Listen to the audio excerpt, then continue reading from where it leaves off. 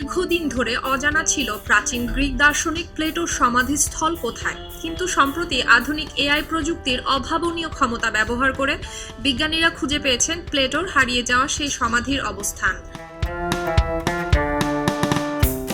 ইটালির পিসা বিশ্ববিদ্যালয়ের একদল গবেষক ৭৯ খ্রিস্টাব্দে মাউন্ট ভিসুভিয়াস আগ্নেয়গিরির অগ্ন্যুৎপাতে ধ্বংসপ্রাপ্ত পম্পেই শহরের নিকটবর্তী হারকিউলেনিয়াম শহরের প্রাচীন যুগের প্যাপিরাস কাগজের কিছু নথিপত্র আবিষ্কার করেছেন সম্প্রতি।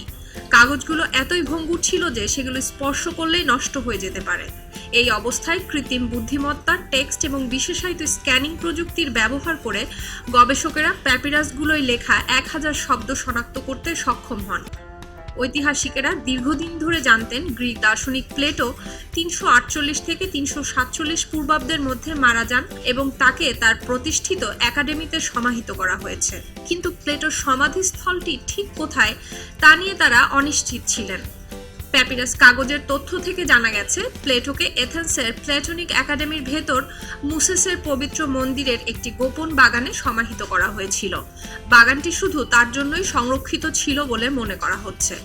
পিসা বিশ্ববিদ্যালয়ের ফিলোলজি অর্থাৎ সাহিত্য এবং ভাষাতত্ত্ব বিভাগের প্যাপিরোলজির অধ্যাপক গ্রাজিয়ানো রানাচিয়া এই নতুন তথ্য প্রকাশ করেছেন। প্লেটোর মৃত্যুর আগের রাত সম্পর্কে এই প্যাপিরাস কাগজ থেকে জানা গেছে অসুস্থ থাকার সময় তার জন্য যে সঙ্গীত পরিবেশন করা হয়েছিল তা তার একেবারেই পছন্দ হয়নি। আগে ধারণা করা হতো যে এথেন্সের এক কৃতদাস মহিলার বাজানো মিষ্টি সুর প্লেটো খুব পছন্দ করতেন। আদতে তা মোটেই নয়। নতুন উদ্ধার করা কাগজের তথ্য থেকে জানা গেছে প্লেটো মৃত্যুসজ্জার সময় প্রচণ্ড জ্বরের মধ্যে বাঁশির সুরে মুগ্ধ হয়েছিলেন।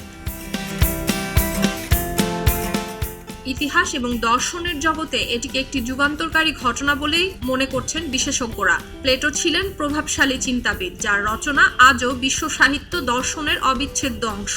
তার সমাধিস্থলের উদ্ধার আমাদেরকে প্রাচীন গ্রিক সমাজ এবং সংস্কৃতি সম্পর্কে আরো গভীরভাবে জানার সুযোগ করে দেবে। সুলতানা দিনা, খবরের কাগজ।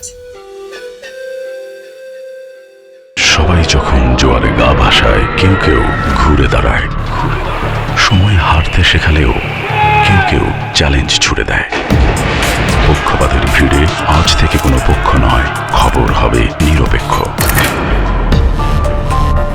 বানোয়ার তথ্যবাদ, খবর হবে নিখাদ। ভেঙে গুজবের শিখ, খবর হবে নির্ভীক। এলো খবরের কাগজ, নিখাদ, নির্ভীক, নিরপেক্ষ।